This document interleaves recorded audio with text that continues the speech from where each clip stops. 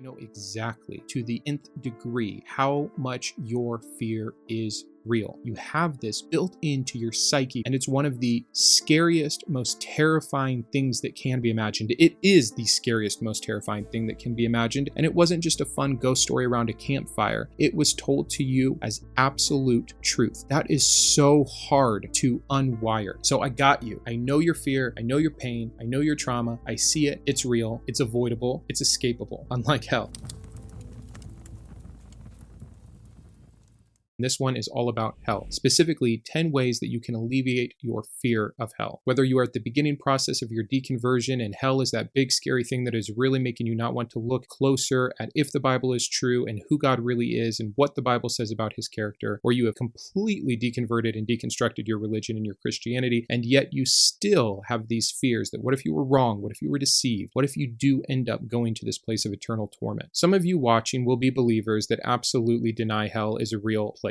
You have wrote it off to metaphor or the absence of God's presence or oblivion, etc. Some of you watching believe in hell as more of a purgatory and a place you can get out of. But most people who believe in the Protestant religion believe in a physical hell that is eternal, that is nothing but suffering, and that you cannot escape from. And that is the hell we're going to be speaking about today. I get comments constantly of people saying, thank you for your video, but I'm still struggling with the idea of hell. This is a big deal. This is a real fear. This is real trauma. So the first thing that I want to establish is that according to the Protestant religion, hell is those things. It is real, it is suffering, it is forever, and there is no escaping it. Here's what Jesus has to say about hell. And I say to you, my friends, do not be afraid of those who kill the body and after that have no more that they can do. But I show you whom you should fear. Fear him who after he has killed has power to cast into hell. Yes, I say to you, fear him. A lot of people think that's the devil speaking. That's actually God speaking. God is the one who has the power to take life and death. God is the one who sends you to hell. You don't send yourself there. Satan doesn't take you there. God sends you to hell. It is his judgment. It is his perfect justice. So I don't try to establish this to scare those of you or traumatize those of you who are still having trouble with this, but just to first remove the excuses. The problem of hell and hell being a real physical place where God enacts his vengeance and justice is part of the problem I have with Christianity. And there's been a lot of modern apologetics that have tried to isolate this issue, to remove it, to metaphor it, to analyze it into some kind of other place outside of God's presence that just so happens to be bad, etc. There's a reason that people who read the Bible believe in the physical place of hell, and that fear gets in deep. That fear is real, that fear is harmful, and that fear may not make a lot of people believe in Jesus, but it sure keeps people in religion when they do start to have doubts. Before we dive into how I can help you, into the 10 reasons that I'm going to share with you today that hopefully can help really take this fear out of your life, please check out some resources that I'm going to list in the description. So the first tip that I have for you is to recognize that hell is simply a tool. It is a stick in a stick and carrot fashion of motivation. The carrot here being heaven, the stick being hell, eternal punishment. Religions that utilize a carrot and a stick around longer. They are effective tools. If you give someone something to work towards and something to work away from, you have highly motivated that individual towards action in many capacities. The action to believe in the message, and also the action not to question, not to dissent, not to turn away. Jesus spoke about hell as the third thing he talked about the most. The first was himself, the second was heaven, and the third was hell. This is New Testament preaching. This isn't drudging up some Old Testament that's not relevant because of what Jesus came to do. This is why Jesus came. Jesus came to save you, right? Jesus is the Savior. This is the message. This is the gospel message. So I ask you, what do you need saved from?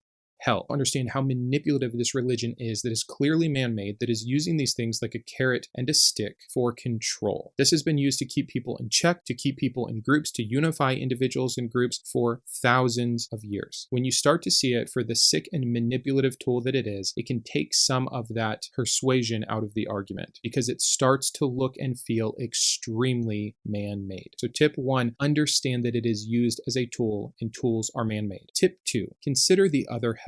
We're going to talk about this a little bit when we get down into Pascal's wager later on, but consider all of the other hells that exist, that have existed throughout all of time. Some aren't even believed in anymore by anyone, and some are believed in billions of people even yet today. Here's a few quick examples of some other hells you might find yourself in if you do the wrong thing or believe the wrong thing in the wrong religion. You could find yourself going to Naraka, the Hindu hell, a realm of the afterlife where souls are sent for punishment based on their karma. It's described as a place of extreme suffering suffering, where souls are subjected to various tortures depending on the nature of their sins. Or Diyu in Chinese mythology. Diyu in the realm of the dead is often described as a maze of different levels where souls are punished or rewarded based on their deeds in life. Punishments include being boiled, dismembered, and being forced to climb mountains of knives. What about a religion that comes straight from the same Abrahamic God? You could find yourself in the hell of Jahannam. This is the Islamic concept of hell, a place of punishment for those who have rejected Allah and His commandments. It's described as a place of intense heat and fire where souls are tortured by demons and subjected to various forms of punishment. What about Helheim in Norse mythology? This is the realm of the dead, ruled by the goddess Hel. It's cold and desolate place where you're sent to suffer in eternal darkness and solitude. Or lastly, let's get a little bit more ancient and look at Egypt. You could go to Duat, the realm of the dead where souls are judged by the god Osiris and punished based on their deeds in life. These punishments including being devoured by a giant serpent or thrown into a lake of fire. Do you see how these all resemble each other? Again, leading to tip 1, that it's a tool and that tools are man-made, but also my second point here is that you don't fear these hells. And there's only one reason you don't fear these hells. You weren't indoctrinated into that belief system. So for those of you who are saying, okay, I'm leaving the faith, I really don't believe this anymore, the Bible doesn't make sense to me, I see the errors in the Bible, I see the errors in God's characters, but what about hell? Why don't you say, I don't believe in Allah, I don't believe in the Quran, but what about hell? You don't, because it's just not in your radar. And once you can conceptualize that your belief in your particular hell comes down to the time and place you were born, the culture and the people to whom you were born to, you will again continue to see this as a very man-made thing. 3, and this one's obvious, but I think it's worth being stated. There is no physical evidence of hell. We'll talk about near-death experiences later on, but there is no physical evidence of hell. Really hear that. All that we have, all that we know, all that anyone can know is the matter that we can observe. No one, despite any claim, has ever observed hell. A point that I like to make alongside this is that if you were not told about hell, you would not believe in hell. Think about that for a second. How many other things around you are self-evident? Or what about the things that aren't self-evident initially, that we find out through science later, like that we revolve around the sun? Yeah, you probably wouldn't know or believe that unless someone told you, but we have a way to go and back that up, and now we know the reason that someone told you that in the first place. Hell is not another spiritual realm. Hell is not physically inside the middle of the earth. There is no evidence for hell, for any hell. There is no evidence for demons or devils or ghosts or boogeymens of any kind. And you don't believe in the vast majority of the supernatural things. You just have trouble letting go of a few specific ones that you were told about that there's no evidence for. I understand that in a world where there is a creator, that there is the possibility for other realms and things that we are not privy to. But in terms of having no good reason to believe in hell, we have no proof of the even initial supernatural source that is making the claim. We'll talk about that in a later point as well. By the way, make sure you keep watching all the way through because I think the point 10 is the strongest point and the most helpful. 4th is the injustice of hell. You've heard me say it on my channel many times before, and you've heard many other skeptics reference this as well. Infinite penalty for finite crimes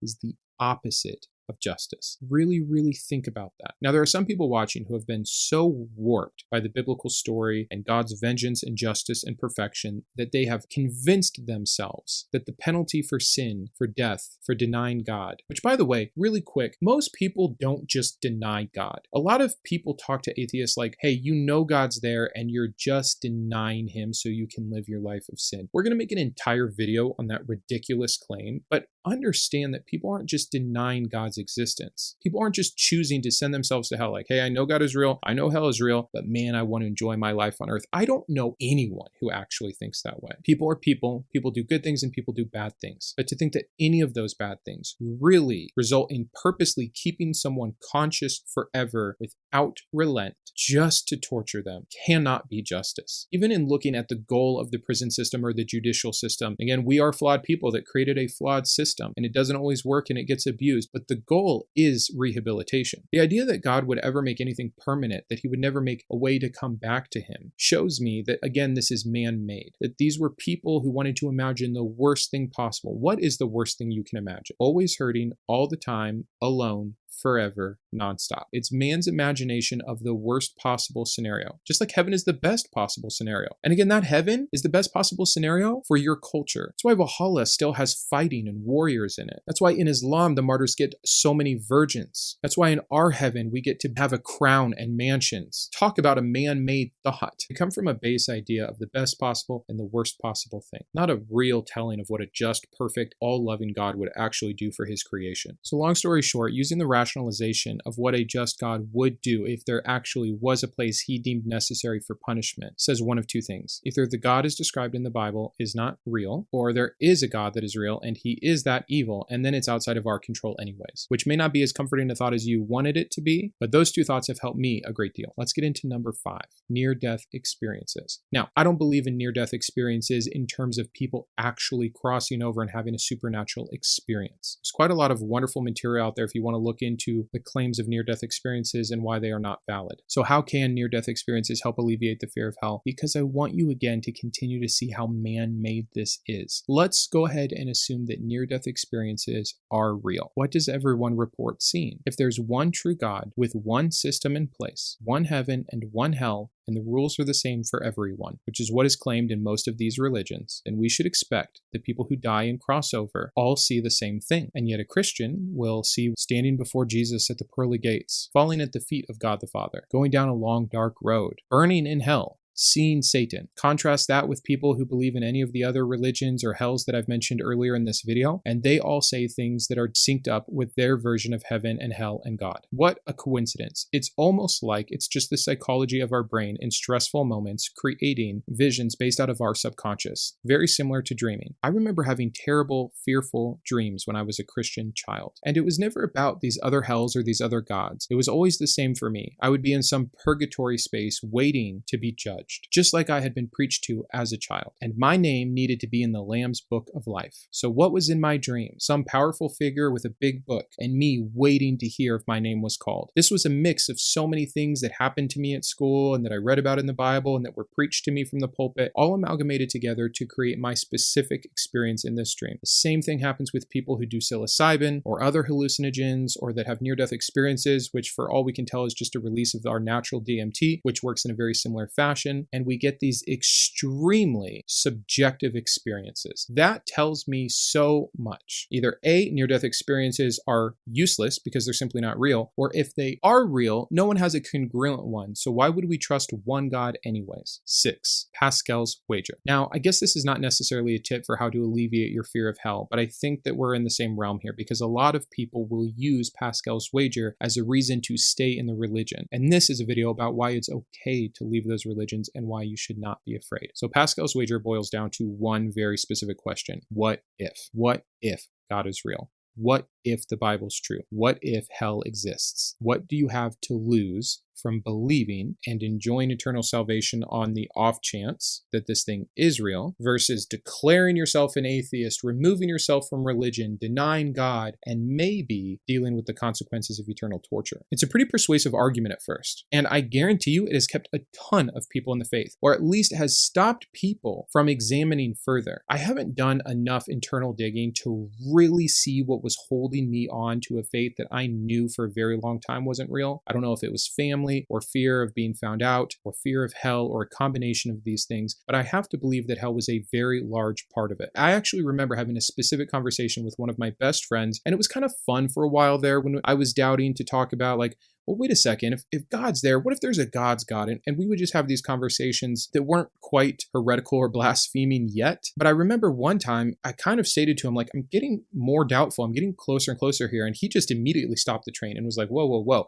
There's no benefit. What are you going to do? Tell your wife you don't believe in God? Risk going to hell? These were the first two things out of his mouth, and they mirrored my own thoughts as well. Like, I don't want to go through all this. I don't want to deal with this. What if I just stop thinking about it? What if I just lean in? What if I just go to the next prayer service and close my eyes and listen to the pretty music and feel God's presence? What if I just go enjoy the beautiful and nice community aspects of this religion? What if I just don't care about the truth, is what it boils down to. Pascal's wager is telling you don't care about the truth. It also is making the most ridiculous assumption that a perfect, all-loving, benevolent, all-knowing, and all-powerful God is going to reward you for placing a bet that you don't really believe in as a just in case. Why not do that with all the religions then? Why are you not currently entertaining the idea that Allah's hell is real and doing your research and hedging your bets with Allah? Because it's so unreal to you that it's not even worth the consideration. I challenge you again to see why those other hells are so unreal to you, because I think you'll discover something about your own version of hell very quickly. So moving on. 7.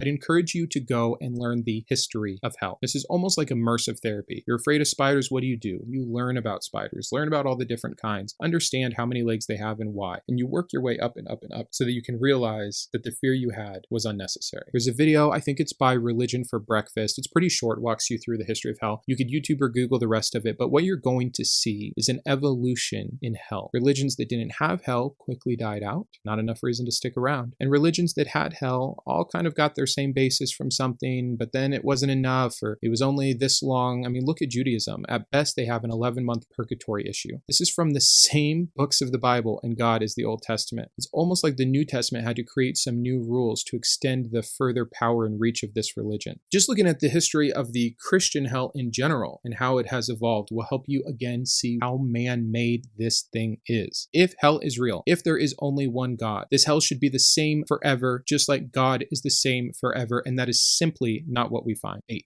Continue to talk with others. The best cure for this is to see how other people who you know have felt exactly how you have felt have coped with this. Hopefully that's why you're watching this video right now. Let me take this time to tell you that I know exactly to the nth degree how much your fear is real. I don't care if you were deconverted yesterday or you've been deconverted for 50 years. You have this built into your psyche, and it's one of the scariest, most terrifying things that can be imagined. It is the scariest, most terrifying thing that can be imagined, and it wasn't just a fun ghost story around a campfire. It was told to you as absolute truth. That is so hard to unwire. If you've never been through counseling to deal with trauma and see the work that goes into rewriting the script, to reframing the narrative, I don't know if you know how much work it can really take to break down these things that have become so innate in us. Talking about it will help immensely. Get out of your head. Discuss it. Let your words tell you as they come out how ridiculous it sounds. Let other people tell you that they no longer deal with this, that there is freedom from this. I'm here to tell you that. As someone who was as afraid of hell as you could get, I slept on the ground in my mom's room until I don't even want to tell you how old I was, because I was terrified of demons every single night. I was terrified, and I'm not alone. I'm not a unique case. I'm not just on some fringe branch of fundamentalist cultism. I was a Bible reading, Christ believing Christian, and this is the message. Once again, if it wasn't, we wouldn't need this savior. So I got you. I know your fear. I know your pain. I know your trauma. I see it. It's real. It's avoidable. It's escapable. Unlike hell. You got this. Continue to talk about it. Continue to seek people out who have gone through what you have gone through. 9, and it's kind of like the former, is give it time. Do your research. Look it up a little by little. Have conversation after conversation. Watch YouTube video after YouTube video. This is a process. Deconstruction in general is a process. And for most people, the very last thing to go is the fear of hell. So understand that. But if you keep the fear of hell as the prime point of